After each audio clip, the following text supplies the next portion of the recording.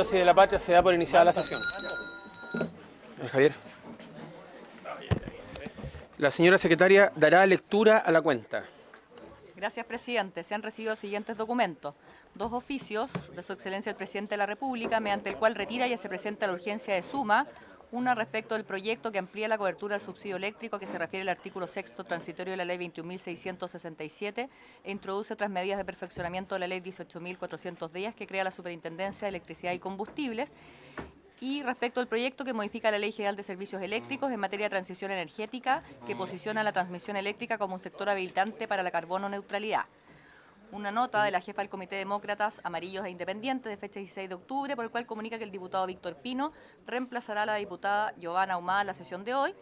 Y finalmente un oficio ordinario del ministro de Energía, señor Diego Pardow, de fecha 15 de octubre, en respuesta al oficio 198 de esta comisión. Es toda la cuenta, presidente. Muchas gracias, secretaria. Se ofrece la palabra sobre la cuenta. La palabra sobre la cuenta. Bien, las actas de las sesiones 106 y 107 se dan por aprobadas por no haber sido objeto de observaciones. Bien, en la mañana tomamos un acuerdo de que en la tarde íbamos a dar espacios para puntos varios y vamos a partir dándole la palabra al diputado Franz Sauerbaum, después al diputado Tapia en puntos varios, diputada Riquelme y para continuar con la tabla y la tramitación y la votación del proyecto de transmisiones. Diputado Sauerbaum. Gracias, presidente, por recibirnos en la comisión.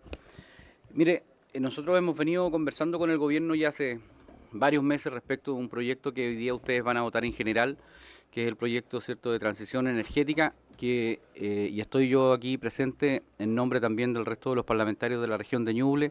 Este proyecto tiene una especial significancia para nosotros. Yo les quiero contar que nosotros hoy día en Ñuble somos la región más pobre del país, tenemos a 500.000 personas viviendo en nuestra región y tenemos un nivel de cesantía del 11,2%, 25.000 personas hoy día están cesantes, 14.000 personas no han recuperado su empleo luego de la pandemia y dependemos básicamente de la actividad agrícola. Nosotros en Ñuble hoy día tenemos, para que ustedes sepan, 1.000 proyectos de emprendimiento de empresas que se fueron a tratar de instalar a nuestra región y que no se han podido instalar, básicamente porque no hay disposición eléctrica. Y hoy día eso genera pobreza y seguimos generando también pérdidas de talentos y de nuestros propios vecinos que se van a otras regiones a buscar una oportunidad laboral. Y por eso nosotros en todos los parlamentarios de la región, de distintos partidos políticos, hemos insistido tanto en darle premura a este proyecto que se va a votar hoy, porque tiene normas que van a facilitar justamente la construcción de una línea que nosotros esperamos hace mucho tiempo, que es la línea Charrúa-Chillán. Esta línea, yo les quiero contar que se ha licitado 5 veces y ahora nuevamente ha tenido problemas para poder adjudicarse. Y por lo tanto, este proyecto de ley le va a dar, ¿cierto?, una salida para que definitivamente esa línea se pueda construir. Lamentablemente esa línea también, y el ministro lo sabe, no va a ser inmediato la construcción, se va a demorar un par de años más todavía, aunque la licitemos mañana, y por lo tanto la urgencia del proyecto es clave. Yo sé que hay algunos parlamentarios que tienen algunas observaciones. Yo les quiero contar que nosotros también hablamos con el gobierno respecto de algunas mejoras que podemos hacer, pero el ministro Elizalde se comprometió con nosotros a hacer otras mejoras en proyectos aparte, para justamente no trancar la discusión de este proyecto que es tan importante para nosotros. Y yo básicamente aquí, miren, el proyecto de ley se divide en 3 partes. Hay una parte que es fundamental para nosotros, que es el punto número 3, que tiene que ver con los procedimientos que permiten instruir el desarrollo de obras necesarias y urgentes que se excluyan del plan de expansión y que en su totalidad no van a poder superar el 10% del valor promedio de los últimos 5 planes de expansión, y por lo tanto, en resumidas cuentas, esto va a permitir que esta línea se licite finalmente y podamos llevar una línea de 66 kV desde Charrúa hasta Chillán, asegurando, ¿cierto?, el progreso de nuestra región. Por último, les quiero contar, colegas, que para nosotros es tan importante esto, al nivel que hemos tenido tantos problemas con el tema energético y eléctrico, que nuestro hospital, el hospital de la región de Ñuble, que no se ha inaugurado, se va a inaugurar, si Dios quiere, el próximo año, hasta eso estaba en cuestión. O sea, estamos construyendo un hospital regional y hasta eso hoy día está en cuestión si tenía disposición eléctrica, y tuvimos que hacer una serie de obras, ¿cierto?, en donde el gobierno y los privados actuaron en conjunto para asegurar la disposición eléctrica para el hospital. O sea, a ese nivel de precariedad, de ese nivel de precariedad le estamos hablando. Entonces hoy día tenemos 1000 proyectos de pequeñas empresas que se quieren instalar en Ñuble no lo pueden hacer. Por ejemplo, un secador de madera, una empresa frigorífica, una exportadora de fruta. No podemos seguir generando empleo porque simplemente no tenemos disposición eléctrica y este proyecto nos viene a colaborar en eso. Y por último, hasta los comités de vivienda, para que ustedes sepan, hoy día la gran intercomuna Chillán y Chillán Viejo, hoy día están esperando la disposición positiva de electricidad para poder siquiera construir nuevas viviendas. Entonces la situación es muy precaria, ha sido muy terrible para nosotros tener que enfrentar nuestra realidad y por eso les quiero pedir muy sentidamente, ¿cierto?, que ojalá le diéramos premura a este proyecto y todas las observaciones que vamos a hacer las podamos ir hablando con el gobierno porque este proyecto viene aprobado desde el Senado por unanimidad luego de todos los acuerdos que se tomaron allá. Así que, presidente, le agradezco mucho la oportunidad de poder haber expresado nuestra inquietud representando a los parlamentarios de nuestra región de Ñuble y ojalá, cierto, que la comisión entienda la necesidad urgente que tenemos en nuestra región. Gracias, presidente. Muchas gracias, diputado. Sobre el punto, el diputado Castro. Sí, yo creo que el diputado Sauerman, yo creo que ha hablado por la voz de todas las personas de Ñuble. Yo creo que ha sido clarificador, ha iluminado esta comisión.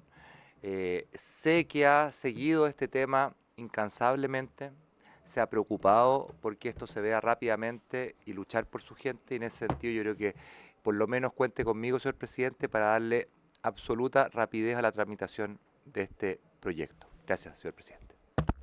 Muchas gracias. Tiene la palabra el diputado Tapia. Gracias, presidente. Bueno, saludar al profesor Verdejo y a todos los que nos visitan, ministro, a todos.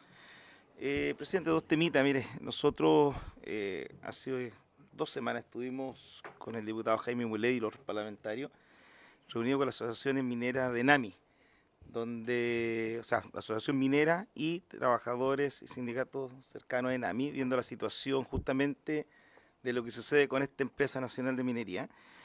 Y dentro de todas las cosas que nosotros tenemos un plan de acción hacia adelante que con más tiempo lo vamos a explicar, pero nos causó mucha preocupación y yo quiero pedir que se oficie a la empresa que nos envíe los sueldos, las remuneraciones de los ejecutivos de NAMI. Porque habían sueldos que llegaban hasta 280, 300 millones de pesos en el año. Y una empresa que presenta números rojos hace rato, que vende el 10% de los activos de Quebra Blanca en 530 millones de dólares. Entonces no sabemos qué se hacer con la plata, pero ahí hay un tremenda salida de recursos a través de esta remuneración. Así que yo pediría que la empresa nos enviara todo ese listado de sueldos, de remuneraciones. Por otro lado, presidente, hay una situación que preocupa también en la región de Atacama, en la Fundición Potrerillo. Todos sabemos que aquí hemos recibido a los trabajadores, hay cerca de 100 trabajadores en Codelco, Salvador, que están con enfermedades profesionales, algunos con accidentes del trabajo y que lo están instando para que ellos se vayan, que tomen un plan de egreso que es muy malo y que se vayan. Y eso yo creo que es lo peor para un trabajador que está con enfermedades profesionales, lo dejan prácticamente en la calle.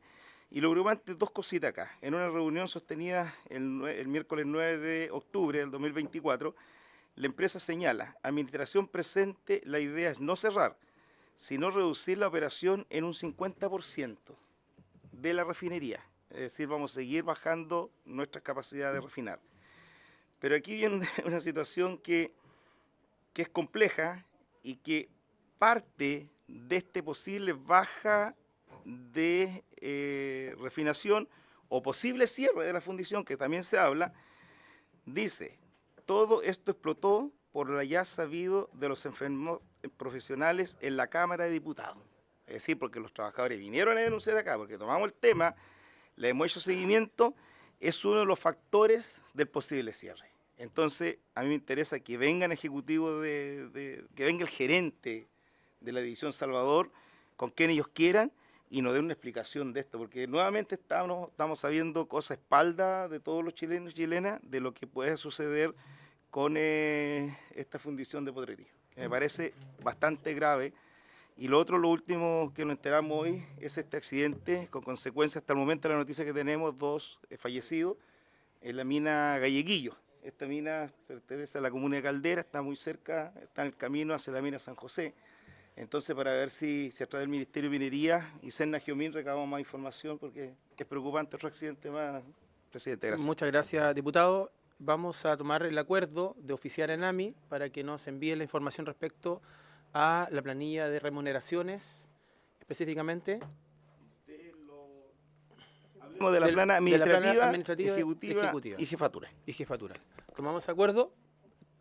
¿Sí? ¿Antes del acuerdo? ¿O sí? Se toma el acuerdo. Bien, sobre el punto. Bueno, después viene ahora la diputada Riquelme. Tiene la palabra. Muchas gracias, presidente. Quisiera, a propósito, se enlaza un poco con lo que menciona recién el diputado Tapia por su intermedio. Quisiera solicitar un oficio a varios ministerios, el Ministerio de Minería, de Economía, de Salud y el Ministerio del Trabajo. Y también a Codelco. ¿Sabe por qué? Porque vi un correo que da cuenta de un acuerdo de las asociaciones gremiales de proveedores para la minería. Y ese acuerdo me preocupó mucho, porque en él están, ellos son proveedores de Codelco y de las grandes empresas mineras de nuestro país. Y fíjese que está contemplando un nuevo procedimiento para los exámenes preocupacionales, que en vez de que estos sean anuales, sean cada 2 o cada 3 años. Y eso está siendo aceptado hoy en día por las grandes mineras y por Codelco.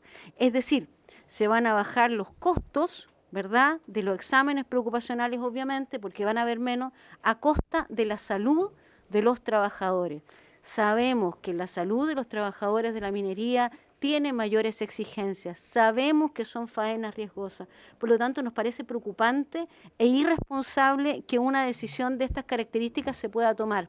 Entonces yo quisiera oficiar a estos ministerios en el sentido de que si tienen antecedentes de este acuerdo, y si tienen antecedentes técnicos y profesionales o médicos que avalen la procedencia de reemplazar el examen preocupacional anual por uno cada 2 o 3 años, incluso sería válido ante distintos empleadores y en distintas faenas o funciones. Y eso me parece preocupante. Muchas gracias, presidente. Muchas gracias, diputada. Tiene la palabra el diputado Pino. Gracias, presidente. Saludar a la comisión, a todos los colegas, ministros, caballeros. Estoy hoy día reemplazando a la diputada Humada, que no pudo presentarse el día de hoy, pero quería recordar una solicitud que se realizó en esta comisión en el mes de agosto del año 2023, presidente.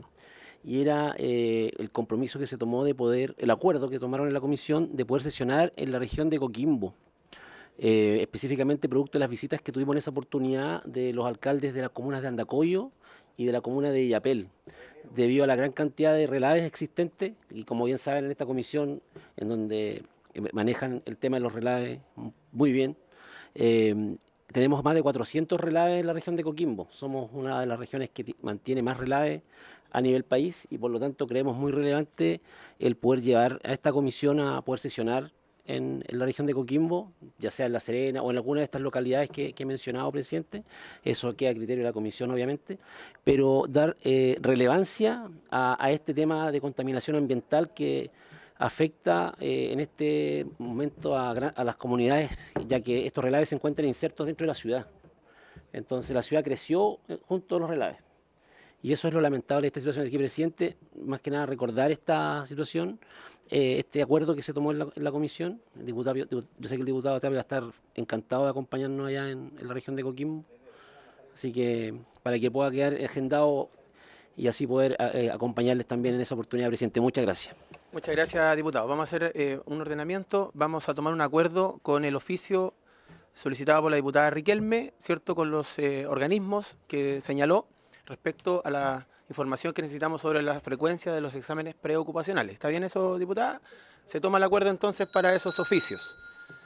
También, en respuesta a lo señalado por el diputado Sauerbaum, refrendado por el diputado Castro, le informamos que hoy día, después de la presentación de don Javier Tapia y del profesor Humberto Verdejo, vamos a votar en general el proyecto de transmisión. Vamos a abrir periodo de indicaciones hasta el lunes 28 de octubre, para votar en particular el miércoles 30 de octubre este proyecto, acordado también y hablado con el señor ministro.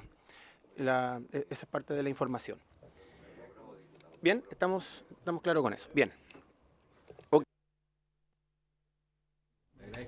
Ya, si no, la votación hay que votar. Podríamos cambiar el nombre. Línea Sauer. ok, bien. Sí, bueno, vamos a informar también respecto a la tramitación, bueno, el diputado Mulel lo planteó en la mañana, respecto a la tramitación de la ley de subsidio, sostuvimos una reunión con el señor ministro y acordamos votar en general el día miércoles 30 de octubre y abrir indicaciones hasta el lunes 11 de noviembre y cerrar este procedimiento, este proceso, con la votación en particular el día miércoles 13 de noviembre, para poder sacar este proyecto de la comisión y siga su tramitación en las fechas que yo le señalaba, acordada con el señor ministro. ¿Solo una prevención? Sí, por favor, Presidente, secretario. presidente, esa semana, la del 13-14, sería la discusión en particular de la ley de presupuesto en la sala. Así que, en el entendido de que podamos sesionar en paralelo, claro. Ahí hacemos calzar, para estar atentos. En la parte administrativa ahí ustedes se ponen de acuerdo, pero eso sería respecto a los preguntados y lo señalado por el diputado Mulet en la mañana. Bien, continuando con la sesión de la orden del día, vamos a dar paso a la discusión y votar en general el proyecto de ley que modifica la Ley General de Servicios Eléctricos en materia de transición energética, que posesiona la transmisión eléctrica como un sector habilitante para la carbono neutralidad. Boletín 16.07808. En segundo trámite constitucional y primero reglamentario y con urgencia calificada de suma. Se ha invitado para ello al señor ministro de Energía, don Diego Bordó, aquí presente, el director ejecutivo de la Asociación de Transmisoras de Chile, el señor Javier Tapia, quien asiste también con la directora de Comunicación y Asuntos Públicos de la transmisora, señora Carolina Marconi, y también al académico del Departamento de Ingeniería Eléctrica de la Universidad de Santiago de Chile, el señor Humberto Verdejo. Vamos a darle la palabra al señor director ejecutivo de la Asociación de Transmisoras de Chile, señor Javier Tapia, luego a el académico, el profesor Humberto Verdejo, para después proceder a votar en general. Tiene la palabra, diputado, el director ejecutivo de la asociación, don Javier, no, es que diputado Tapia tenía el mismo apellido por eso. Y le hago la prevención de que no va, le hago la prevención de, digamos, del tiempo, porque no podemos aplazar o pedir un aplazamiento, ¿cierto?, de una extensión de esta comisión, porque tenemos sala a las 5. Así que tiene la palabra don Javier Tapia.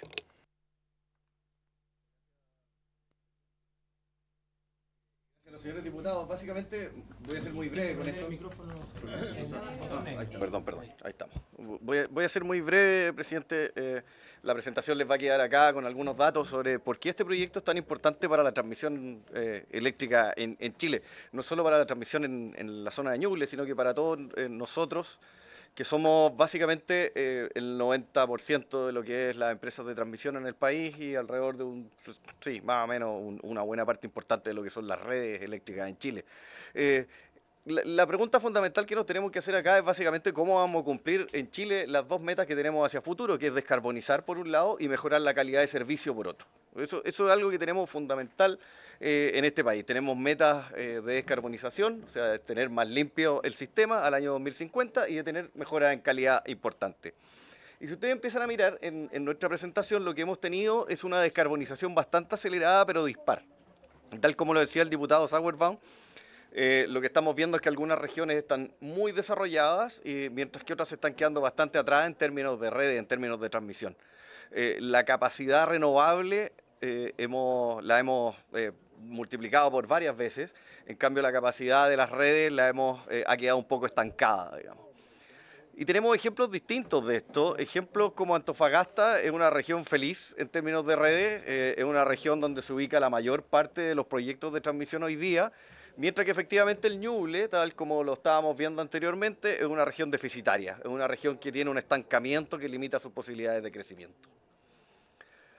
Esto va a continuar un poco hacia adelante, por lo tanto vamos a tener disparidad entre regiones y esa disparidad es la que tenemos que ir solucionando y que va a permitir que este proyecto lo solucione y por eso es un proyecto importante para la transmisión eléctrica. Tenemos vertimientos también en materia, o sea, estamos botando energía y como ustedes ya lo saben por varias de estas discusiones y eso también lo vamos a solucionar probablemente con el hecho de construir más y mejores redes. Por otro lado tenemos la calidad de servicio. La calidad de servicio también es dispar y está muy al debe en Chile y está muy al debe precisamente porque no se construye transmisión en buena medida. En Ñuble, para seguir con el mismo ejemplo, ¿no?, que teníamos que nos da el diputado Sauerbaum, en Ñuble las interrupciones por fuerza mayor, o sea, interrupciones que no son atribuibles a las empresas, han disminuido, pero las interrupciones que son atribuibles a la falta de inversión han aumentado mucho. Entonces tenemos mala calidad de servicio en Chile. Tenemos descarbonización por un lado, o sea, tenemos una energía mucho más verde que no podemos transportar porque no tenemos energía, no tenemos, perdón, redes, carreteras, y por otro lado tenemos una calidad de servicio deficiente, que tiene que ver con distribución en parte, pero tiene harto que ver con transmisión eléctrica. Esto es alto hospicio. Alto hospicio depende de un poste, literalmente, ¿eh? Alto hospicio, alguien se le pasan las fiestas, choca el poste y se quedó sin luz por completo. Porque hoy día no tenemos inversión en transmisión en ciudades como el Alto Hospicio. Lo mismo pasa en otras ciudades, para no seguir mencionando a Ñuble varias veces, ¿no? Esto es lo que va a permitir solucionar en el mediano plazo los problemas de calidad de servicio importantes que tenemos hoy día. Entonces este es un proyecto importante por eso, porque sin transmisión, que está deficiente hoy día, no vamos a poder llegar a cumplir estas nuevas metas. Es como nos estamos subiendo al tren del futuro, pero no tenemos rieles, básicamente esto. Ese tren de futuro electrificado que estamos viendo con auto eléctrico, con sociedad electrificada, vamos hacia allá, pero no tenemos los rieles, hay que construirlos y hay que construirlos relativamente rápido. Hoy día los proyectos de transmisión se demoran entre 7 a 10 años. Y eso es lo que tenemos que ir solucionando y este proyecto va en la vía correcta. Así que yo aplaudo también la disposición de los señores diputados a votarlo en general y avanzar un poco más rápido con esta disposición. Vamos a mejorar bajo cualquier escenario. Y esto nosotros lo hemos corroborado con un estudio que hicimos recientemente con la Universidad de Chile, se los podemos hacer llegar también aquí a la sala, se los pongo a disposición. Bajo cualquier escenario necesitamos un sistema más grande, más robusto, estamos deficientes en una cantidad importante de megas adicionales, en una cantidad importante de infraestructura adicional de aquí al año 2040. Son inversiones importantes que tenemos que ir materializando ya.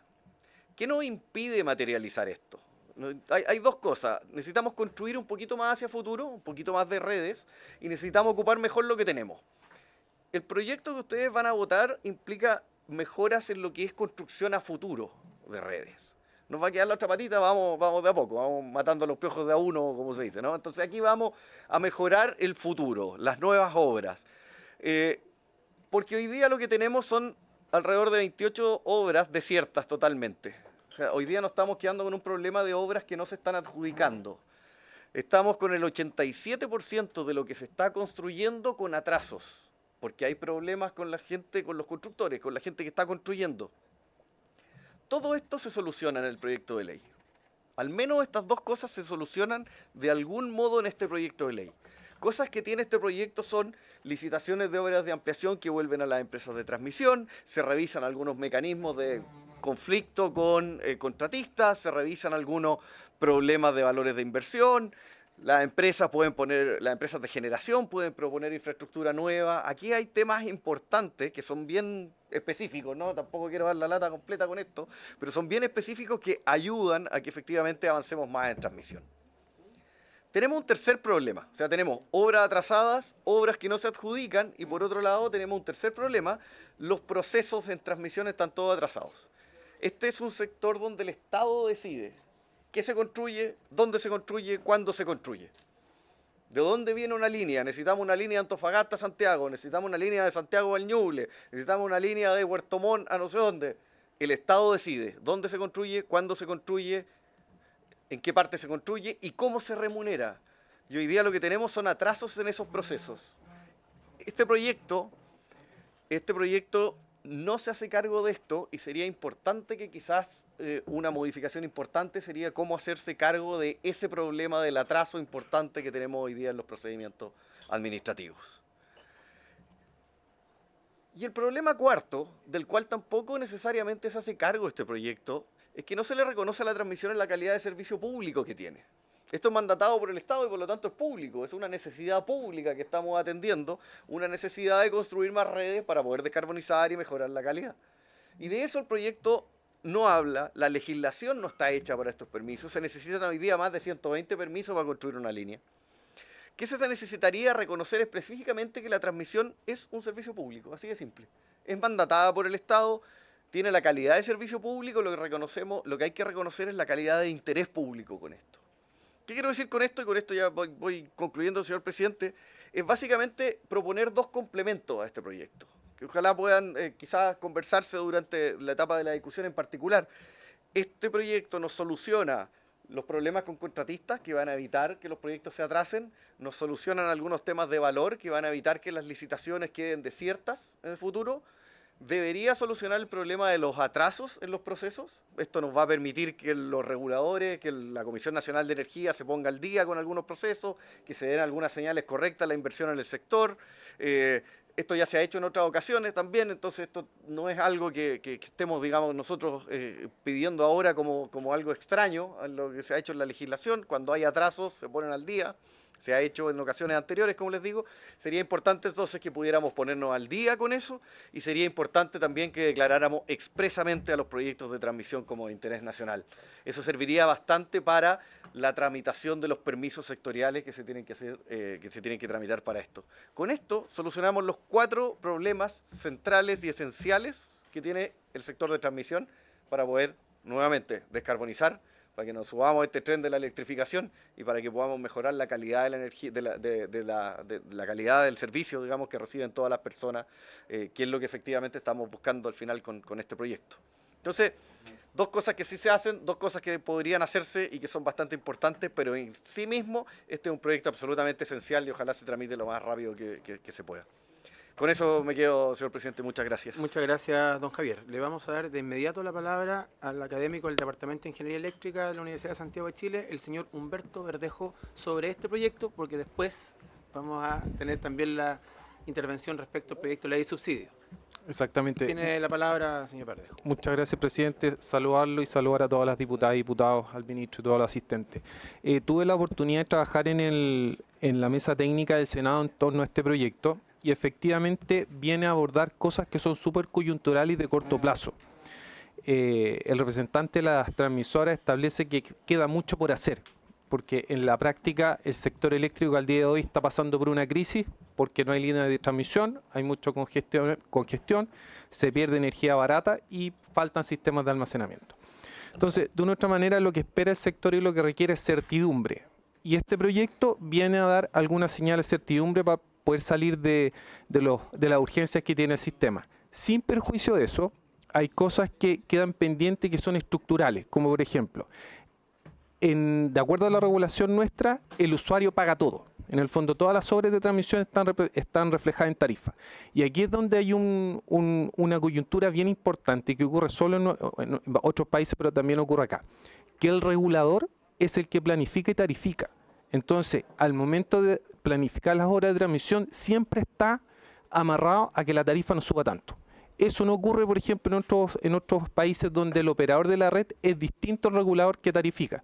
Y eso, de otra manera, es algo que había que explorar y introducir en el segmento de transmisión, pero indudablemente eso va para otra oportunidad. Pero solamente para cerrar mi intervención y aprovechar los minutos en el siguiente punto que usted plantea, presidente, el proyecto de ley, tal cual como quedó después del trabajo legislativo en el Senado, va a resolver urgencias, como por ejemplo Ñuble, sin perjuicio que hay mucho por hacer, dado que sin carretera eléctrica no vamos a avanzar en la transición energética. Gracias, presidente. Muchas gracias, señor Verdejo. Se abre la posibilidad de la palabra sobre esta intervención. Diputado Mulet. Muchas gracias al señor de las líneas de transmisión. Usted señaló algo respecto de la relación con las pymes, que no entendí bien a qué punto se refería. Yo quiero preguntarle si este proyecto de ley, y le pregunto al ministro también, aborda de alguna manera la responsabilidad de las concesionarias o de las dueñas de las líneas de transmisión respecto a las deudas que muchas veces suscriben con pymes en las regiones donde se despliegan. Nosotros tuvimos un caso muy duro, y que lo vio don Cristian Tapia también, que era alcalde en aquella época, y todos nosotros, respecto de Interchile, a propósito de la construcción de su línea de transmisión que dejó deudas por todas partes, digamos. Hubo que hacer, después incorporar al ministro de Energía a la época, al ministro de Economía, buscar cómo se hacen cargo de las deudas de los pequeños empresarios muchas veces estas líneas. Curiosamente ocurre muy comúnmente con líneas eléctricas y con plantas fotovoltaicas, fíjese, en el sector eléctrico. Y el ministro lo sabe de alguna manera o se lo hemos hecho saber. Entonces, este proyecto incorpora de alguna manera algún grado de responsabilidad de las concesionarias de línea de transmisión de energía eléctrica respecto de los pagos que tienen que hacer a los MIPYMES particularmente. Esa es la pregunta a ambos. Muchas gracias, diputado. Tiene la palabra el diputado Tapia. Gracias, presidente. Sí, un poco en la misma línea del diputado Mulé, lo vivimos en el 2016 y lo seguimos viviendo. No es un tema nuevo porque se siguen construyendo líneas de transmisión y la verdad es que no se respetan los pagos. O sea, inclusive empresas mandantes, no digamos la principal, pero la que toma los contratos siempre tiene que hacer contratos más chicos para sacar este tema adelante, movilización, alojamiento, alimentación. Y cuando no les pagan a ellos, de ahí para abajo, que es el tremendo despelote. Entonces, sabemos que hay un proyecto de ley que en este momento está durmiendo uno más en el Senado, que implica un poco asimilar lo que significa la ley de subcontratación. O sea, ahí los trabajadores sí están protegidos, la pequeña empresa y la mediana empresa no están protegidos. Pero hasta que salga ese proyecto de ley, yo creo que no podemos seguir soportando esta situación con aquellas personas, con aquellas pequeñas empresas, porque no corresponde por lo demás. O sea, si hay un monto para invertir en transmisión, en líneas de alta tensión, tiene que estar los recursos, si no, no se construye. Entonces no entendemos cómo se puede llegar a una situación tan anómala y que en el fondo perjudica, y son todos chilenos, ¿eh? Y los que vienen de afuera son españoles, son chinos y al final siguen haciendo lo que quieren. ¿Y qué es lo que le dicen? Bueno, demándeme, 4 años para poder demandar. Y ahí se nos van a quedar un montón de empresas. Entonces, claro, estamos discutiendo este proyecto, pero es importante que ustedes también como organización nos puedan tomar y puedan ayudar también en esa materia. Eso, presidente. Muchas gracias, diputado. Le damos la palabra a don Javier para responder las consultas que le han hecho. Sí, ¿sobre lo mismo, diputada? ¿O hubo otra? Otra, claro. Porque va a juntar las dos preguntas que tienen la misma relación, don Javier. Perfecto. Yo le agradezco primero la pregunta. Es importante también la instancia para poder conversar este mismo tipo de cosas, aunque estemos conversando efectivamente sobre el proyecto importante. A ver, aquí la realidad nos supera muchas veces, la realidad de cada caso, ¿no? Nos supera muchas veces esta generalidad que tenemos. Nosotros estamos súper preocupados por ese tema. Permítame primero partir con eso. Nosotros estamos muy preocupados por ese tema, por estas situaciones que han surgido. No han sido en su mayoría por transmisión, lamentablemente algunas de transmisión han sido bulladas, digamos. Pero en algunas ocasiones también nuestras empresas han sido incluso víctimas de esto, digamos, entre comillas. O sea, el que pasa es en la cadena. El problema pasa muchas veces en la cadena y ahí es donde nosotros estamos tratando de hacernos cargo de eso de manera importante, digamos. Cuando tenemos un problema con un contratista que está varios escalones hacia abajo, es difícil también hacerse cargo por parte de un mandante, como usted contratara 3 maestros hacia abajo, ¿no? Como el maestro contrata al otro y de repente hay uno que dejó de pagar. Hay algo ahí que nosotros estamos tratando de hacer y efectivamente hemos iniciado también un trabajo con el Ministerio que ha sido bastante importante. Tratando de hacernos cargo de este tema. Nosotros somos los primeros, efectivamente, preocupados de que nuestra propia responsabilidad y nuestra propia reputación no se vea ensuciada por este tipo de cuestiones. Nosotros necesitamos hacer un trabajo de educación muchas veces, que tiene que ser un trabajo de formalización otras veces. Hay muchas ocasiones en que se trabaja con gente informal y gente que no quiere entrar a la formalidad muchas veces. Eso también es un tema que tenemos que tratar de trabajarlo y tratar efectivamente de educar un poco en eso. Lo estamos haciendo. Somos los primeros en reconocer que este es un tema y lo ha sido, y efectivamente estamos tomando todas las medidas para que esto no vuelva a ocurrir a futuro. En eso se lo aseguro de todas maneras. Muchas gracias, don Javier. Le vamos a dar la palabra al ministro sobre este tema. Después viene la palabra solicitada por la diputada Riquelme. Sí, recordar que con independencia de los temas legislativos que efectivamente están en el espacio donde se mencionaba, desde un punto de vista reglamentario sí hemos hecho varios avances, en particular en el Coordinador Eléctrico Nacional para obras nuevas, incorpora digamos, las exigencias de adherir a ciertas buenas prácticas, donde se incluye obviamente la integridad en la cadena de pagos como una exigencia en las obras que se han licitado desde ese momento en adelante, y asimismo, conforme a un instructivo que me tocó impulsar, digamos, desde que me toca liderar la cartera de energía, todas las solicitudes de extensiones de plazo en los trabajos de transmisión exigen que se acredite la integridad de la cadena de pago a través de un informe de un auditor externo. Y eso es algo que nos encontramos implementando. Ahora, obviamente, esto ha tenido una reacción dispar respecto a la industria. Dentro del mundo de transmisión hay empresas que efectivamente se preocupan por cuidar la cadena de pago y otras que se preocupan menos. Y yo creo que los casos particulares los conocemos todos. Ha sido objeto, de hecho, de discusión en esta misma comisión, en la Comisión de Economía, que en su momento también lideró el diputado Pino, también lo discutimos. Y esto es un trabajo que hay que seguir impulsando para que efectivamente, aquí lo importante es que la transición energética tiene que ser en su dimensión de justicia, o sea, que tenga que ser una transición justa, significa que obviamente las empresas locales que participan en la cadena de valor paguen lo que se les dé. Lo que no puede ocurrir es lo que ha ocurrido, digamos, en demasiadas oportunidades en las regiones, particularmente de Antofagasta y de Atacama, donde se deja pendiente de pago a multiplicidad de pymes, y eso no puede seguir ocurriendo.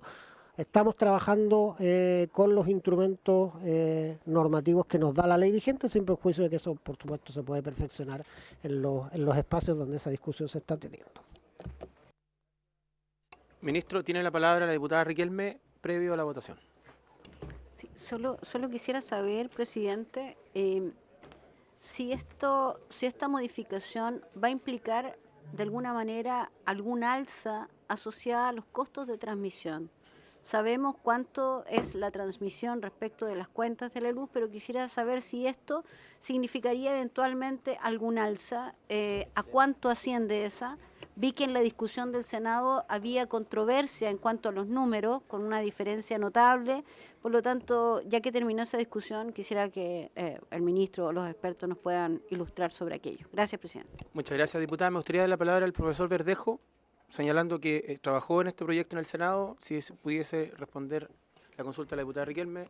Gracias, presidente. Sí, efectivamente se dio una discusión en cuanto a los montos, pero era en relación a otro tema, no particularmente como dice el ministro, los ingresos tarifarios. Ahí estaba la diferencia.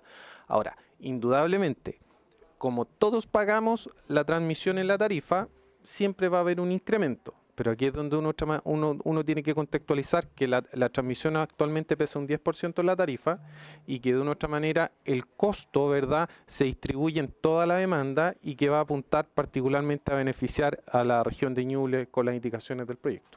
Gracias, presidente. Muchas gracias. Tiene la palabra para complementar el señor ministro Pardoe. Sí, aquí además se trata principalmente de trabajos que se realizarían igual. O sea, son obras de transmisión que se realizarían igual, solamente que establecemos un mecanismo más ágil de realización. Entonces, cuando uno considera, es más bien el tiempo en el cual se van a realizar estas inversiones que, digamos, el si se van a efectuar o no. Y obviamente que se realicen antes también tiene beneficios, en particular respecto de beneficios que son difíciles de apreciar en la tarifa, que son extratarifarios, por así decirlo. En el caso de Ñuble, el impacto productivo adicional que puede tener que efectivamente estas actividades económicas se desarrollen, que se puedan recibir antes de tiempo los conjuntos habitacionales sociales que hoy día están pendientes, o el hospital. En fin, esos otros beneficios se anticipan básicamente sobre la base de los mismos costos. Gracias, ministro. Don Javier Tapia. para seguir complementando. Sí, solo corroborar que efectivamente la transmisión es lo que pesa menos en la cuenta, es un 10%. Efectivamente, el proyecto no tiene impacto tarifario, tampoco lo que estamos proponiendo nosotros de modificar lo que es los procesos, ponerlos al día o llamarlo de interés nacional, tiene un impacto tarifario y por lo tanto no es algo relevante como una consideración relevante en este proyecto, diputado. Muchas gracias, don Javier. Tiene la palabra la diputada Marisela Santibáñez. Muchas gracias, presidente Zulantay. Gusto de saludarlos a todos, especialmente al ministro. Yo primero quiero agradecerle al ministro la disposición en el tema que yo siempre he estado empujando, que tiene que ver con los electrodependientes, y en eso, en base a esta propuesta de proyecto, tenemos una iniciativa. También le quiero agradecer a los asesores, especialmente a don Javier Piedra Fierro, que ha trabajado muchísimo en esto, donde los electrodependientes vayan primero. Sin duda que sabemos que de manera sensible este es un tema quizás menor, digamos, en población, son 11.000 personas las que están registradas. Se propone que exista un orden de prioridad a la hora de asignar el subsidio eléctrico, donde los electrodependientes sean considerados en su totalidad, independiente de la aprobación de todos los mecanismos de financiamiento del proyecto de ley. Esta es una... Queremos hacer que la cobertura del subsidio sea para todos los electrodependientes, porque también tenemos clarísimo que cualquier familia es afectada en Chile, pero que el consumo de energía para la gente electrodependiente está en otra fase a diferencia de todos los chilenos, y también afecta a la zona.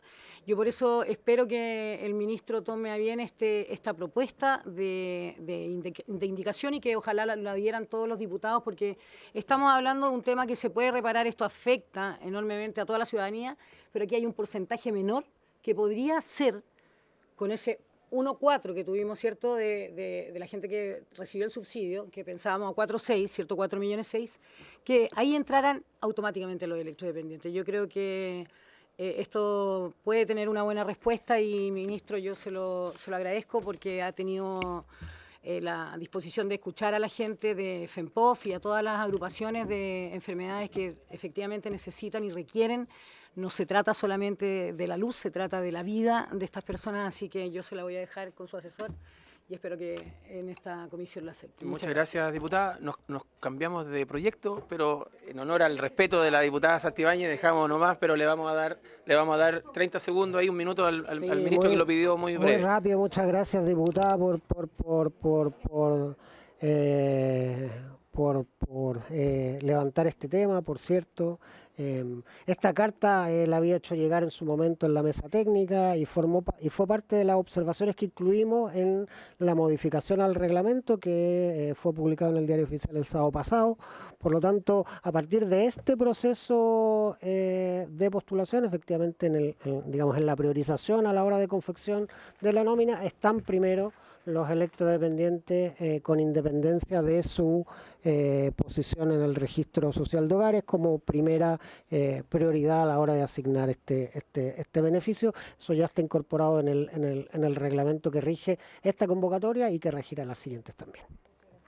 Muchas gracias, ministro. Bien, terminados estos puntos, vamos a proceder con la votación en general del proyecto de ley que modifica la Ley General de Servicios Eléctricos en materia de transición energética, que posiciona la transmisión eléctrica como un sector habilitante para la carbono neutralidad, según el boletín 16.078-08, en segundo trámite constitucional y primero reglamentario, y con urgencia calificada de suma. Le vamos a dar la palabra a la señora secretaria. Gracias, para que presidente. tome Vamos la con votación. Diputado Pino, en reemplazo a la diputada Ahumada. A favor. Gracias. Diputado Carter. Gracias. Diputado Castro. Gracias. Diputado Celis. A favor. Gracias. Diputado Mateson. A favor. Diputado Moreno. A favor. Gracias. Diputado Mulet. A favor. Diputada Riquelme. A favor. Gracias. Diputado Rosas. A favor. Gracias. Diputado Tapia. A favor. Diputado Venegas, que no está. Y diputado Videla. ¿Y usted, presidente? A favor. Gracias. Se aprueba por unanimidad la idea de legislar. 12 votos a favor. Aprobado en general el proyecto. Y solo recordar que tenemos indicaciones abiertas hasta el lunes 28 de octubre respecto a este proyecto de transición. Bien. Diputado Castro, tiene la palabra. Gracias, me disculpa. Antes que pasemos a la discusión del el proyecto en general y que usted proponga, tengo entendido, algunas soluciones a la discusión que ha tenido con el Ejecutivo, a mí me interesa consignar lo siguiente. Hay una empresa que se llama Cerro Dominador. Es una empresa que está al noreste de Sierra Gorda, es muy conocida, es un proyecto termosolar. Esto que quiere decir para la gente que no conoce, son espejos que rebotan la luz del sol a una torre central que es capaz de acumular energía. Entonces es un proyecto bastante icónico. Yo creo que han ido los últimos ministros de energía, han todos pasado por Cerro Dominador, subsecretario. La verdad es que los presidentes, por lo demás, es una especie de joyita en términos de emprender en esta línea. Ellos me han planteado a mí que tienen una duda muy grande con respecto a uno de las acotaciones de este proyecto y al parecer no se ha tocado dentro de esta comisión ese tema en específico, que es la bolsa de pyme. Entonces me parecería importante que ellos se les pudiese dar, no solamente a ellos, también hay otras empresas que también están con algunas preocupaciones o preguntas a esta comisión. ¿Podríamos, por favor, yo le pido a esta comisión, a usted, señor presidente de la Secretaría, poder hacerles un espacio? Porque efectivamente para nosotros los antofagastinos es un proyecto que, como le decía yo, icónico, es importante que siga adelante, puede ser una excelente forma de replicarlo el día de mañana, pero ellos tienen acotaciones con respecto al proyecto en ese punto que no ha sido tocado en esta comisión. Entonces, antes de votarlo en general, me gustaría que se pudiese, démosle un espacio, porque hemos escuchado harto PDMG, pero quizás no en esta otro pilar. Gracias. Muchas gracias, diputado. Claramente tenemos 2 sesiones más antes de votar, el miércoles 30 en la mañana, 8:30, vamos a hacer las adecuaciones para acotarnos a la brevedad. Siguiendo con la discusión del mismo proyecto de subsidio, nuevamente le vamos a dar la palabra al profesor Verdejo, que se va a referir ahora a este proyecto de subvenciones. Muchas gracias, presidente. Y aquí sí traje una presentación y aquí me voy a hacer uso del tiempo que ustedes gentilmente me han entregado. En la discusión que uno ha observado en las presentaciones, este proyecto es complejo, porque de una otra manera trata de resolver un problema que generó el Estado con la participación de todos los actores del sector. Y eso de una otra manera va en contraposición a lo que requiere el sector, que es certidumbre y el respeto a las reglas del juego.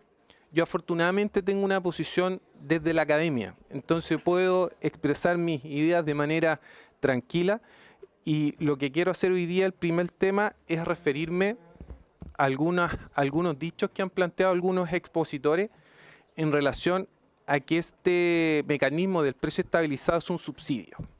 De partida hay que establecer que no hay fondos del Estado en el mecanismo del precio estabilizado, sino que es una política pública que inició el 2004 y recién el 2016 comenzó a se empezó a llevar a la práctica. Es decir, el 2004 se habilita la conexión de pequeños medios de generación y recién el 2016 aparece la primera unidad que opta al precio estabilizado. Entonces, esto es una política pública de larga data y que como política pública ha sido exitosa, porque uno de los beneficios que ha tenido los PMGD es poder avanzar hacia la transición energética con energías limpias. Sin perjuicio de eso, las regulaciones tienen que revisarse en su justa medida. Pero el primer mensaje que me atrevo a poner sobre la mesa es que la regulación hay que revisarla en su justa medida y en los tiempos que corresponden. Ya tenemos 2 experiencias de regulaciones que han fallado por aplicarlas de manera tan rápida. Ley de estabilización del 2019 y segundo mecanismo de estabilización del 2022, que se tramitaron en menos de un mes. Entonces, si vamos a revisar el precio estabilizado, hagámoslo, ¿verdad? Pero de una otra manera hay que tomarse la pausa y la mesura necesaria para no generar otro problema. Porque si se aplica una medida como la que está propuesta en el proyecto de ley hoy día, ¿quién nos dice que en 2 años más vamos a estar en esta misma instancia viendo cómo la industria renovable sigue siendo golpeada? Entonces, en ese sentido, evidentemente los pequeños medios de generación tienen la ventaja que no están sometidos a estas condiciones de restricción de transmisión. Porque al final del día, un pequeño medio de generación, cuando se quiere conectar, él financia la infraestructura. Por lo tanto, de una u otra manera, apoya a robustecer la carretera eléctrica, pero a nivel más local, no columna vertebral como lo hacen los grandes proyectos.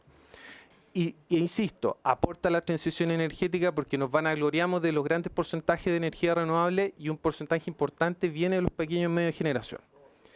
Si nosotros legislamos, o ustedes legislan de una manera tan acelerada, estamos condicionando las inversiones en el corto plazo. ¿Qué requiere el país al día de hoy? Inversión en almacenamiento e inversión en línea de transmisión.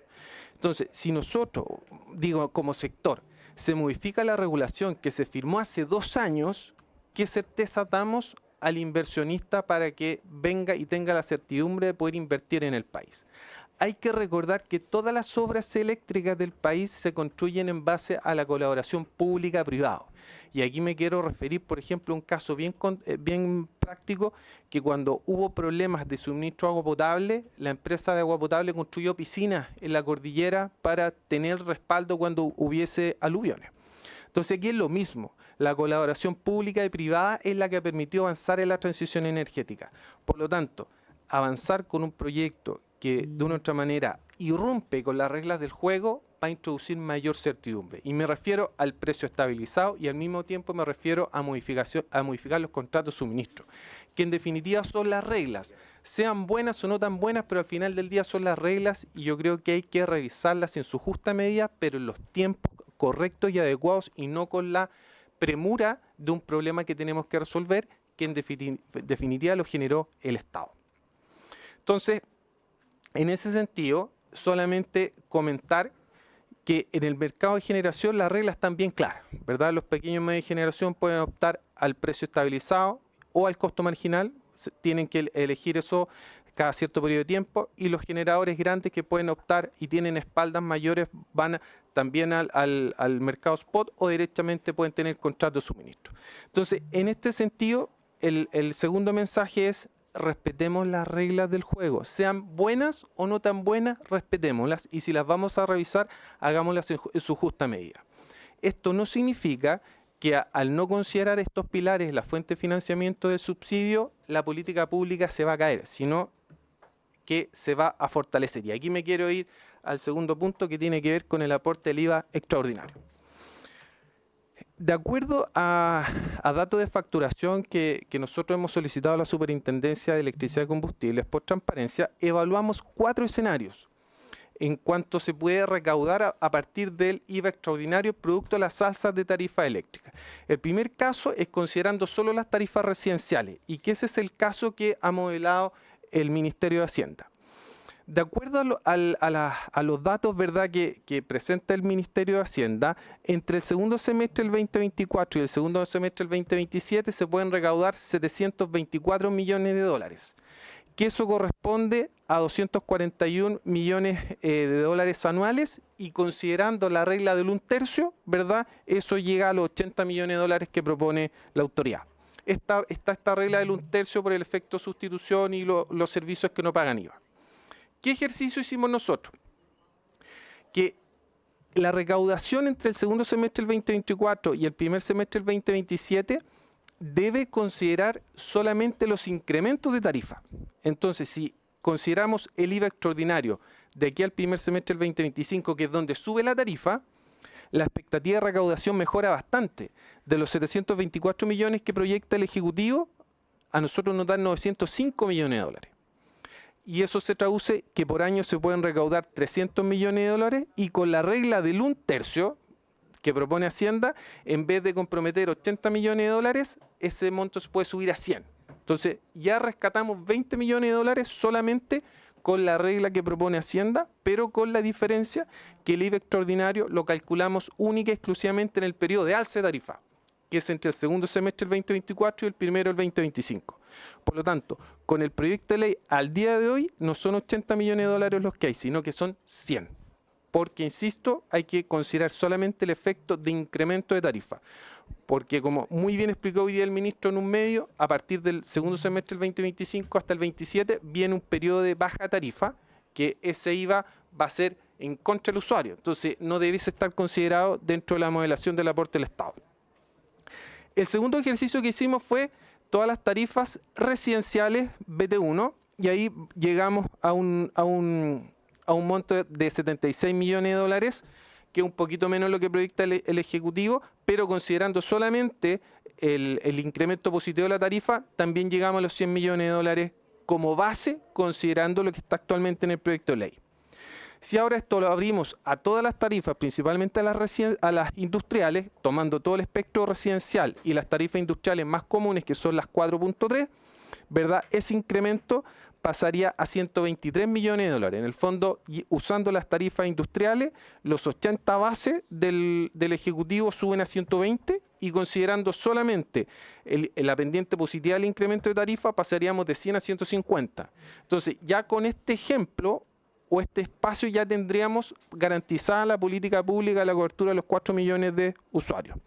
Sin perjuicio que en la argumentación de Hacienda es que está el IVA débito y el IVA crédito, que evidentemente es un aspecto tributario. Yo no soy especialista tributario, pero sí en la parte eléctrica, pero de una u otra manera uno puede mostrar que los números están. Ahora, cómo se distribuya es parte del ejercicio que tiene que hacer Hacienda. Finalmente, si consideramos el IVA de todas las tarifas disponibles, el monto de los 80 millones del Estado se incrementa a 150 con el modelo actual, y si es solo el incremento positivo de la tarifa, ya pasaríamos de los 100 a los 190 millones de dólares. Entonces, el mensaje que quiero dar aquí es que recursos hay, indudablemente por el IVA extraordinario. Otro elemento que se ha discutido y que ojalá se incorporase es que las multas aplicadas por la SEC vayan también al subsidio. Y acá, también por transparencia, a la Superintendencia de Electricidad y Combustible solicité los montos pagados y pendientes por pagar de multas a empresas eléctricas del año 2021 al 2024. Solamente en el año 2024 se pueden acumular 20 millones de dólares más de aporte. En el fondo, con los 100 de la figura actual, más los 20 millones de dólares producto de la multa SEC, ya pudiésemos duplicar lo que actualmente está aprobado en la ley 21.667. Entonces, tendríamos ya asegurado 3 millones de beneficiarios. Datos concretos y duros. Manteniendo la propuesta del Ejecutivo y considerando las multas SEC, pudiésemos financiar 3 millones de familias, que son casi 6 millones de personas. En el fondo estamos llegando casi al 36% de la cobertura del país. Y aquí una precaución, una alerta. Actualmente el Estado beneficia a cerca de 981.000 hogares con el subsidio del agua potable, que son 100 millones de dólares al año. Con lo que se está proponiendo, se está triplicando el subsidio en el caso eléctrico versus el subsidio del agua potable. Entonces, yo creo que esto tiene que ser mirado en perspectiva, porque no por vestir un santo vamos a desvestir otro, porque la pregunta lógica es, ¿por qué incrementamos el subsidio de la electricidad y no el del agua potable? Y finalmente, para cerrar, con los recursos que tenemos al día de hoy, con la ley 21.667, tenemos 20 millones del Estado y 100 millones de los usuarios, que permite beneficiar a 1,5 millones de usuarios. Con los aportes por IVA extraordinario, tendríamos 100 millones adicionales, 20 millones adicionales por recaudación en multas SEC y 80 millones adicionales que debiesen ser incorporados para replicar el subsidio del agua potable, porque el Estado pone 100 millones de dólares anuales para el subsidio del agua potable, en el caso eléctrico hay solamente 20, e indudablemente con este ajuste de las recaudaciones que el Estado va a recibir producto del IVA extraordinario, la multa SEC y lo que debe replicar en términos de subsidio del agua potable, perfectamente llegamos a los 4 millones de beneficiarios. Y eso significa que no es necesario ningún otro pilar de financiamiento, sin perjuicio que es necesario revisar la regulación, pero en los tiempos que correspondan. Entonces, para ir cerrando, presidente, el problema de la alza de tarifas, de los mecanismos que no funcionaron, fueron decisiones del Estado, ni de los usuarios, ni de las empresas. Entonces, el concepto de autocontención, desde una perspectiva académica, no debiese estar sobre la mesa, en el entendido que el Estado es el que define las políticas públicas. Lo mismo que ocurre en el Transantiago y lo mismo que ocurre con el mecanismo de estabilización del precio de combustible. El Estado recaudará los recursos necesarios para poder cumplir el compromiso de los 4 millones de usuarios, sin perjuicio que sería recomendable esperar a los resultados de la postulación. Porque desde el punto de vista de la política pública, no soy experto en política pública, pero no sé si se vería bien recaudar fondos y no tener los suficientes beneficiarios. Pero a pesar de eso, si se llegasen a los 4 millones de usuarios de postulaciones, los recursos por IVA, por multa SEC y por aporte del Estado están sobre la mesa y no es necesario introducir mayor incertidumbre al sector. ¿Y por qué soy tan repetitivo en este punto? Porque al día de hoy lo que el país requiere son líneas de transmisión y lo que requiere son sistemas de almacenamiento. Si las reglas del juego cambian por coyunturas políticas o sociales, estamos hipotecando lo que hemos avanzado en transición energética. Y con esto no quiero decir que la regulación no se debe revisar, sino que es sano revisar la regulación, pero en los tiempos que sea necesario.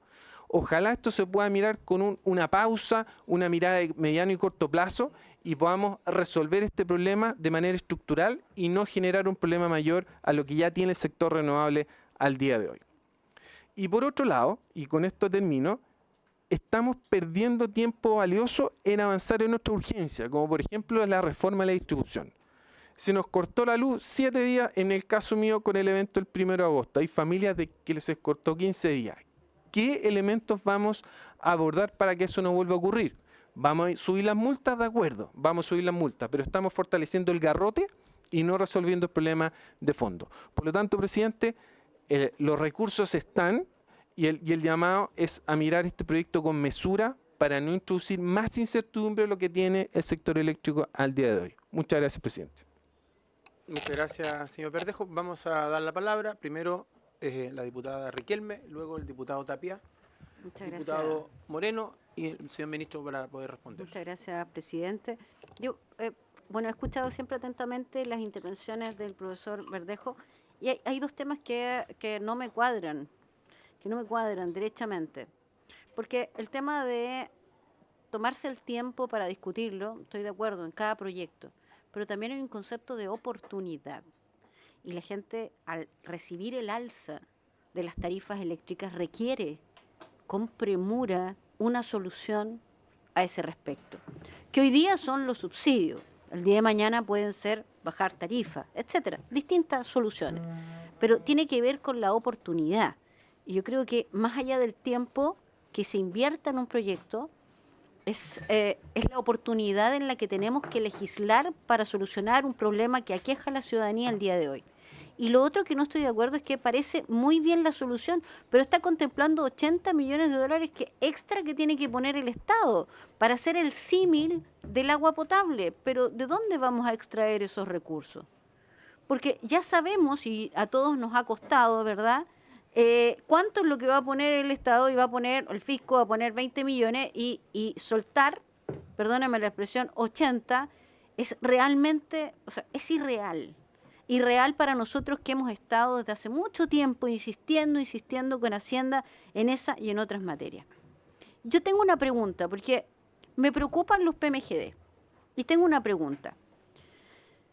Si no modificamos o si no se mueve la línea del PE, del precio estabilizado, pero sin embargo se permite que las pymes accedan a comprar directamente al PMGD, ¿eso igual redundaría en una reducción de tarifa de un 20% o más, sin modificar el precio estabilizado, por ejemplo? ¿O es imprescindible la modificación del precio estabilizado para poder llegar a ese objetivo? Porque hasta donde tengo entendido, lo que consumen las pymes sería inferior a la producción que tiene efectivamente los PMGD. Por lo tanto, daría la capacidad para que el 80% de las pymes, por ejemplo, pudiera acceder a comprar directamente a los PMGD. ¿Eso es factible? ¿Es posible? ¿Sería una rebaja? ¿Podría ser una solución intermedia? Muchas gracias, presidente. Gracias, diputada. Tiene la palabra el diputado Tapia, luego el diputado Moreno. Bueno, gracias, presidente. Bueno, parto concordando con el señor Verdejo que esta es una situación súper compleja, no es fácil. Tuvimos una mesa técnica donde tuvimos muchos actores, donde hubieron presentaciones y todavía no podemos llegar al punto de encuentro ni a buscar la solución definitiva. Yo me acuerdo en esta oportunidad, profesor Verdejo, que usted había mencionado de una deuda aparte de la deuda establecida por los 4 años que no hubo reajuste, de 600 millones de pesos de las distribuidoras. En eso está el cálculo que usted hizo del IVA, ¿está en los cálculos que usted realizó? Esa es la primera pregunta. Y lo otro es la relación esto en el subsidio del agua potable, que no logré captar bien para dónde iba, o era solamente un ejemplo en el tema del subsidio del agua potable. Y lo que yo interpreto de su presentación es que con la exposición que está dando usted de la recuperación de los IVA, nosotros no deberemos tener solamente 2 fuentes de financiamiento, el IVA y la multa que están plasmadas por el SEC. O sea, no estaría poder agregarle un impuesto más adicional a la generadora fósiles y dejar de lado a las PMDG. Esa es según usted, con eso se financiaría, y ante eso me gustaría también escuchar al Ministerio de Energía con esta presentación, presidente, por favor. Muchas gracias, diputado Tapia. Tiene la palabra el diputado Benjamín Moreno, luego el ministro de Energía. Gracias, presidente. Muchas gracias, profesor, por la intervención. Quisiera que profundizara un poco más en lo que, a su parecer, debiese ser el alcance ya de esta política pública de subsidio, porque ¿cuál es lo que uno ve como posible riesgo? Que al final del día es algo que uno puede analizar ex post de la estabilización tarifaria, que precisamente los riesgos que trajo eso fue una acumulación de deuda donde el remedio salió más caro que la enfermedad. Por lo tanto, eso es difícil de verlo ex ante, ¿ya? Quisiera que pudiera entrar en ese detalle de el alcance que a su juicio debe tener. Yo encuentro razonable un símil con el subsidio del agua potable rural, donde, si no me equivoco, el último año alcanzó los 740.000 hogares, un poco más. Y quisiera también que entrara un poco en el detalle del impuesto al carbón y del tema de las bolsas PYME. En el impuesto al carbón, sobre todo porque, y acá a riesgo de equivocarme, a mi parecer, las generaciones de carbón no son muchas hoy día y son parte de la estabilidad del sistema. Entonces, cargarle la mata a unas generadoras que son parte de la estabilidad del sistema, que podríamos decir, ¿ya? Que digamos es como un mal necesario, ¿ya? Frente a situaciones donde no sabemos cuánto va a llover los próximos años, cosas así. Su opinión respecto a eso, y también respecto a las bolsas de pyme, y si es que esto podría, en cierto grado, inmiscuirse dentro de contratos entre privados, donde se puede dar una situación de apropiación o expropiación de demanda contratada vía licitaciones. Eso es un tema que se ha levantado bastante, además de los temas de los PMG, que es un tema que ya hemos escuchado varios. Me gustaría que pudiera entrar en ese fondo, por favor. Diputado, primero le vamos a dar la palabra al señor ministro para luego pueda referirse a la respuesta, profesor Verdejo. Muchas gracias. Señor ministro. Sí, bueno, lo primero, obviamente el Ejecutivo siempre está disponible a sentarse a mirar números. El informe financiero refleja lo que son las estimaciones de recaudación por mayor impuesto al valor agregado. Ahora también quiero dejar claro, porque en su momento también fue objeto de cuestionamientos el hecho de que el informe financiero compromete un aporte fiscal, pero no está sujeto a la recaudación efectiva. O sea, el aporte fiscal se hace a firme, con independencia de lo que uno recaude. Entonces, en ese sentido, no se produce la destinación de un impuesto específico. Quiero aclarar eso porque en otras oportunidades la potencial destinación de impuestos a gastos se ha objetado su eventual constitucionalidad. No es eso lo que hace este proyecto. Lo que hace este proyecto son estimaciones. Sobre la base de esas estimaciones se hace un aporte fiscal, ¿sí? Ahora, obviamente, el riesgo de que ese aporte fiscal subdimensione su recaudación efectiva lo tiene que absorber el fisco, y en ese sentido es natural que uno haga estimaciones conservadoras. Obviamente esas estimaciones se pueden discutir. Ahora, respecto de la posibilidad de expandir el gasto fiscal, con 80 millones adicionales o 20 o los que sean, digamos que uno puede encontrar justificaciones y obviamente la necesidad de esta política social yo creo que es clara. De hecho, en el trabajo de la mesa técnica fue bastante consensuado la necesidad de legislar sobre esta materia precisamente por la importancia. Y en ese sentido el ministro de Hacienda ha sido claro en el sentido de que no hay más disponibilidad o sea, independiente de las justificaciones, esto no es un tema de justificaciones, es un tema de la estructura de nuestras finanzas públicas y que, como muy bien mencionaba la diputada Riquelme, si, digamos, buscamos que el aporte fiscal crezca un peso, es un peso que va a salir de otra parte. Y entonces la pregunta, y esta no es una pregunta técnica, es una pregunta que es política y que es importante que la abordemos con la claridad que eso supone.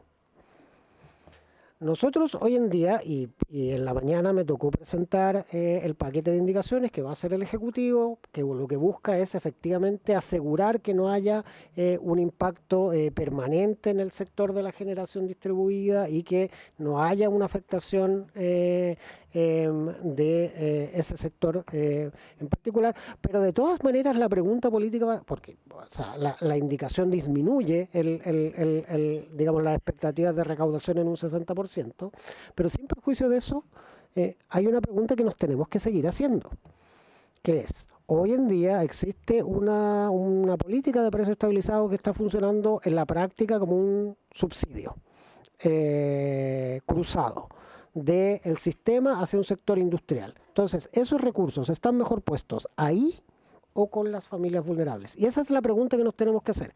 Y desde esa perspectiva, la posición de autocontención que ha planteado el Ejecutivo no es... o sea, yo creo que aquí no recubramos las cosas desde la academia o desde fuera de la academia. Esto es una decisión política. Porque si uno pretende expandir esta política de gasto público con cargo a el presupuesto general de la nación, eso implica que no hay recursos para seguridad o no hay recursos para salud o no hay recursos y esa no es la voluntad del Ejecutivo.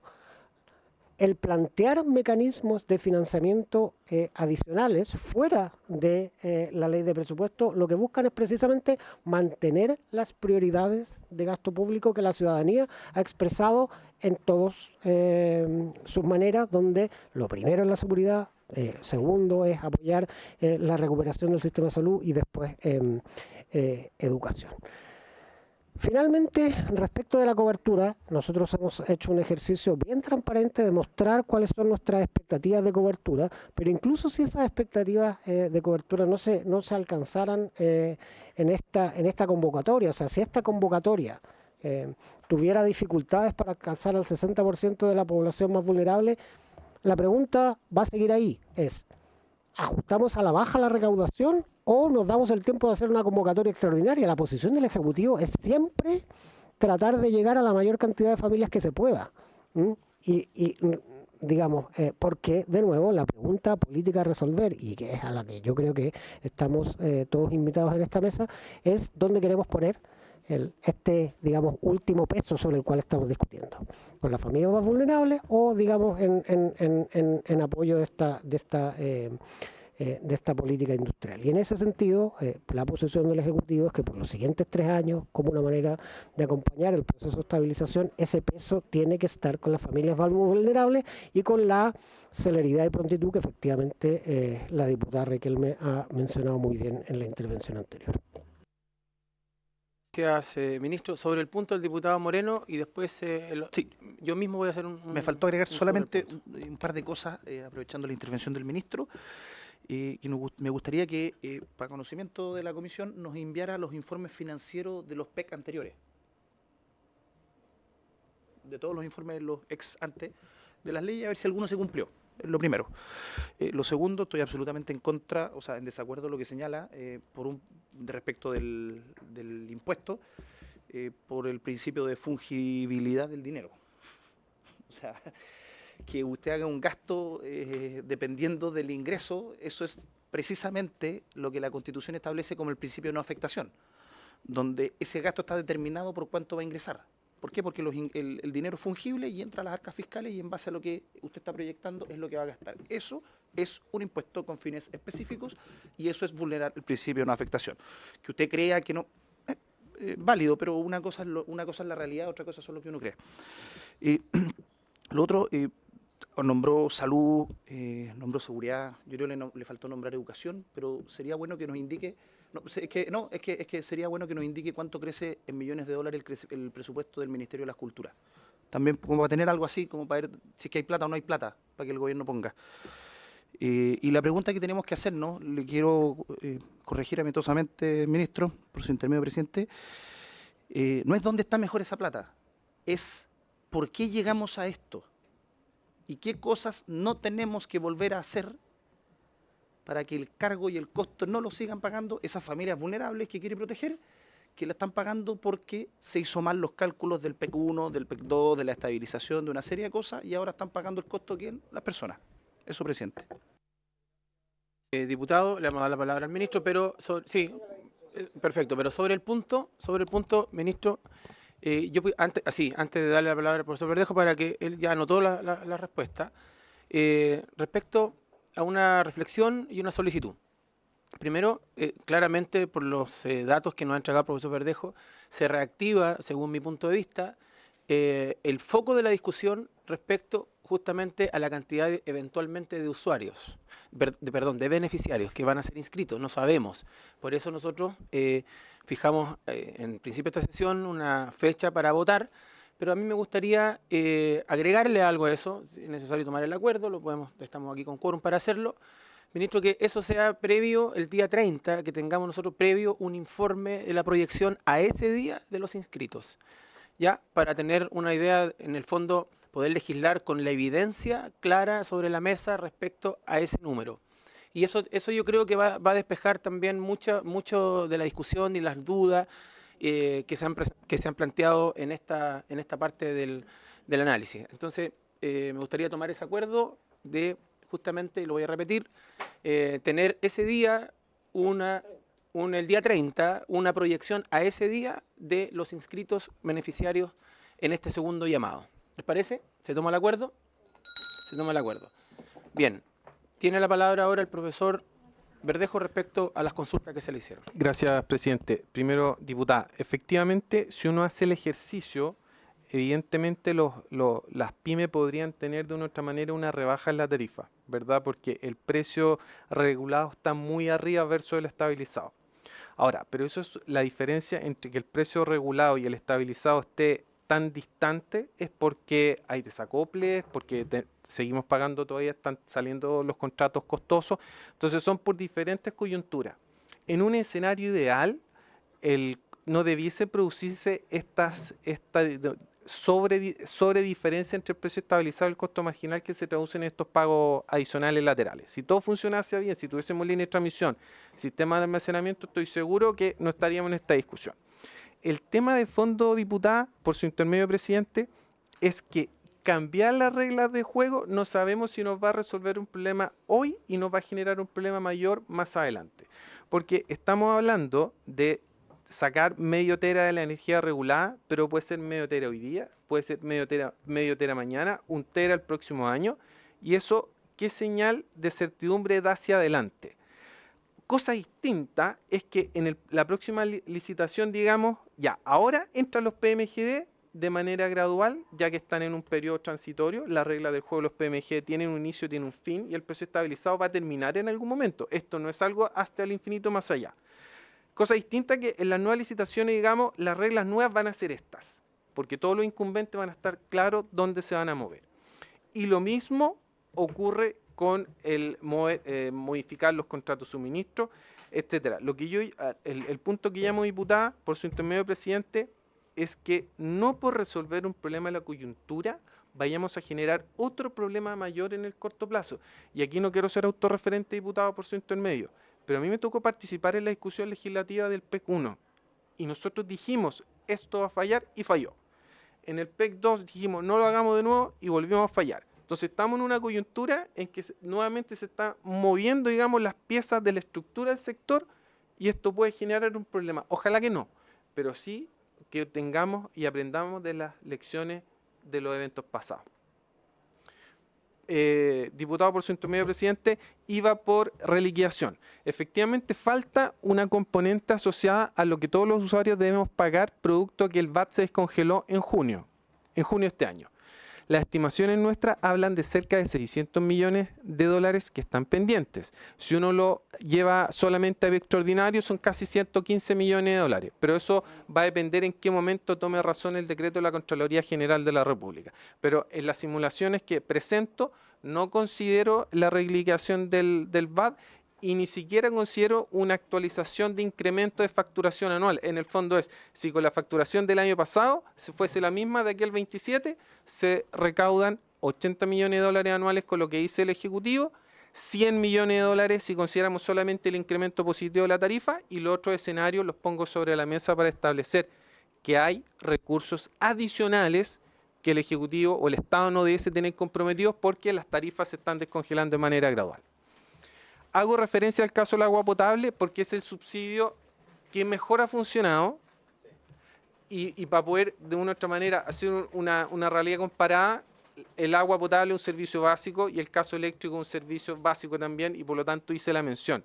Entonces, con lo que ya hay comprometido por ley, con los 80 millones del Estado, que para mí son 100, más las multas de la SEC, ya estaríamos llegando a 3 veces lo que se subsidia al día de hoy el agua potable.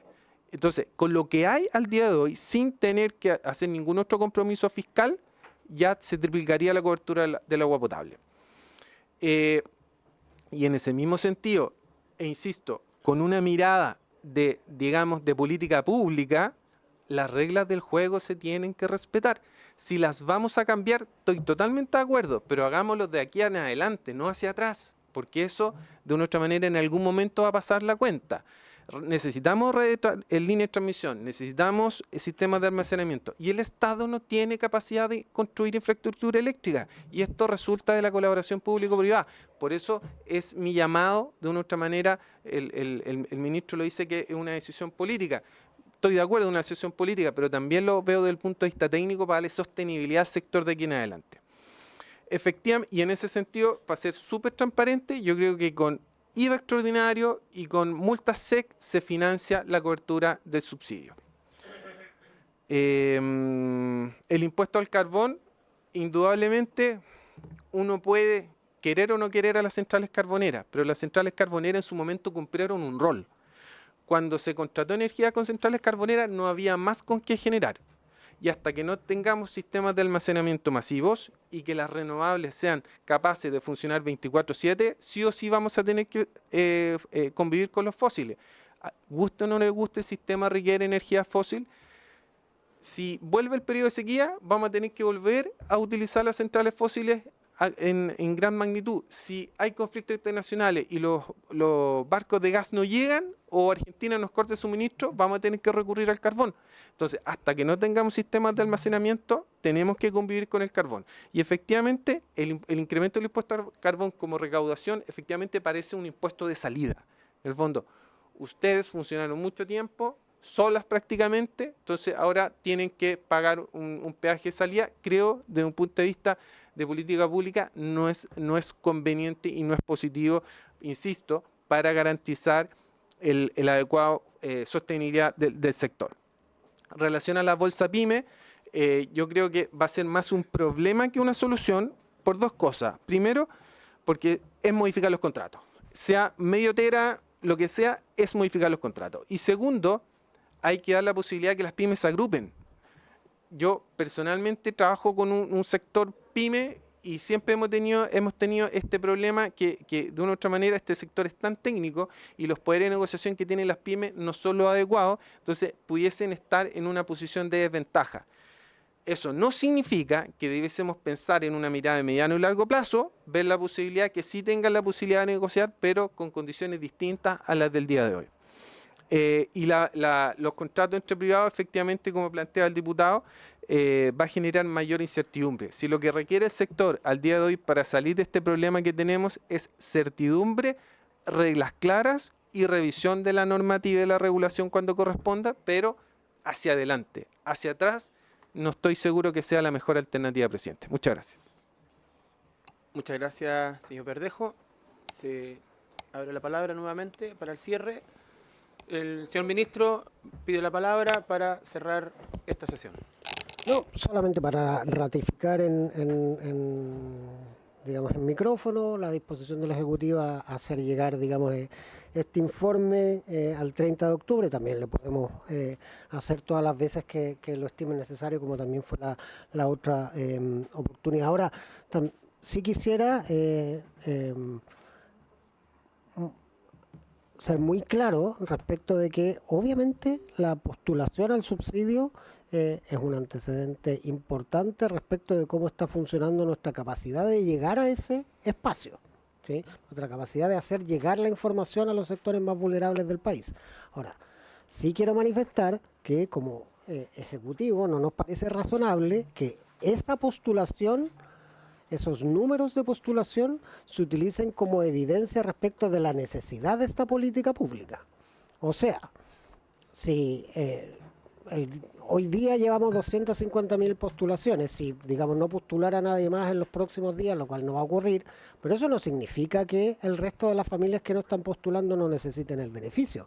Eso más bien es ilustrativo de nuestra dificultad como Poder Ejecutivo para poder llegar a esos espacios que son particularmente marginales de nuestra sociedad. Entonces, no pongamos la carreta delante de los bueyes, digamos. El hecho de que haya un bajo número de postulaciones no significa que el subsidio no se necesite. Significa que tenemos que reforzar la manera de llegar a esos lugares. Por cierto, siempre toda la disposición del Ministerio para desplegarse en los distritos de ustedes, digamos, en las regiones de ustedes. Esto no tiene color político, lo hemos hecho con municipios de gobierno y de oposición, las campañas informativas.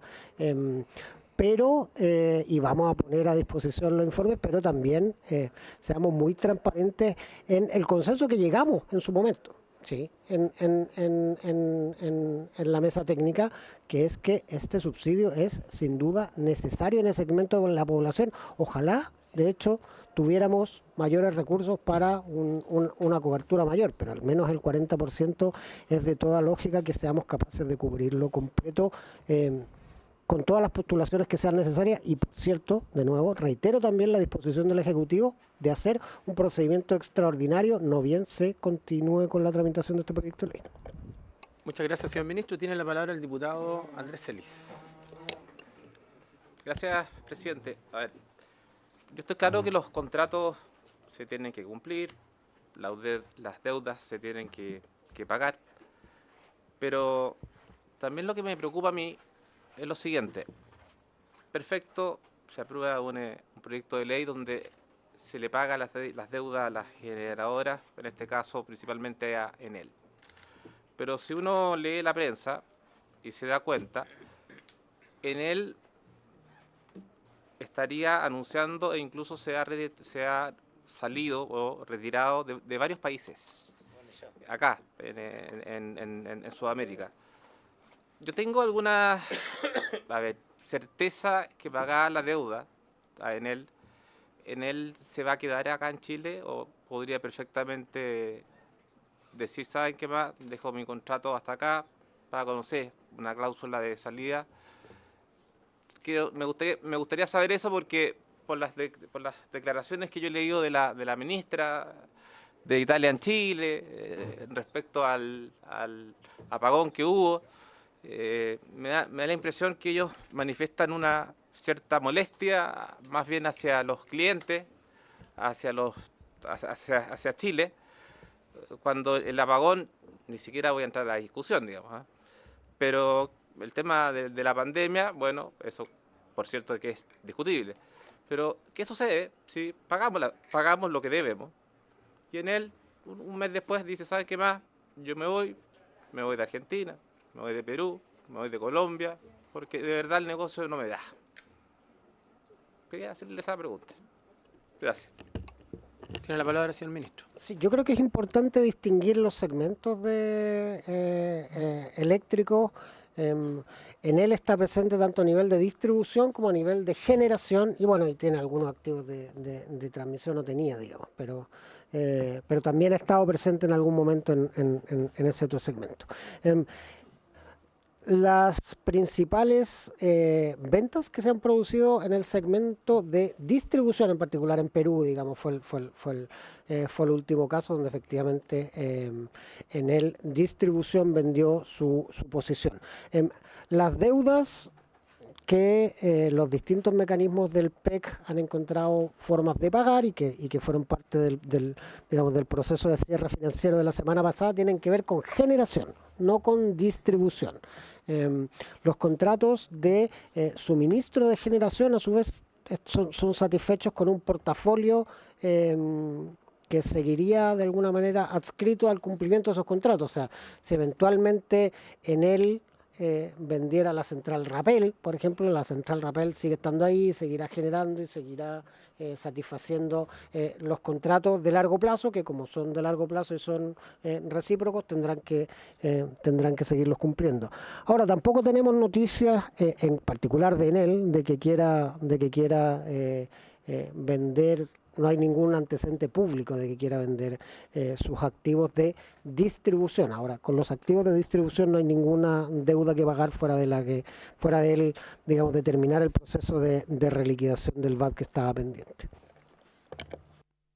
Gracias, ministro. Bien, previo a concluir la sesión, me gustaría a mí cerrarlo con un comentario porque me llamó mucho la atención una intervención del señor ministro, a modo de comentario, lo vamos a seguir claramente discutiendo, respecto a la posibilidad de recaudar sobre los beneficiarios. Yo creo que en las críticas que se hacen siempre al poder político en general es que muchas veces se trabaja sobre hechos, digamos, en proyección. Y otros más duros dicen que el político es irresponsable muchas veces. Yo creo que ahora tenemos una oportunidad, como muy pocas veces en política, de legislar sobre la evidencia. Y la evidencia la vamos a tener en una proyección el 30 y 6 días después el cierre, porque básicamente, insisto, este es un comentario, ministro, básicamente si se piensa en que, digamos, se pretende en el fondo llegar a otras segmentos, más personas que no pudieran haber estado inscritas en un momento determinado, o sea, se recaudar igual para ellos, entre comillas, si fuera con recursos estatales yo no le digo ningún problema, pero aquí este proyecto, y todos lo sabemos, ha generado una controversia porque de alguna forma está afectando a distintos actores de la industria. Entonces, cuando hay un proyecto que sabemos que está afectando y que va a afectar a la industria, y pretendemos en el fondo recaudar de todas maneras, aunque sean menos los beneficiarios, yo creo que ahí hay una controversia que hay que resolver. No sería correcto desde mi punto de vista en ese sentido, pero lo bueno es que vamos a tener una evidencia y sobre esa evidencia no vamos a debatir políticamente, vamos a debatir con una evidencia en la mesa y yo creo que eso es lo más importante y nos quedan justamente muy pocas sesiones para poder, como ya nos comprometimos, para poder cerrar esto como corresponde y siga su tramitación.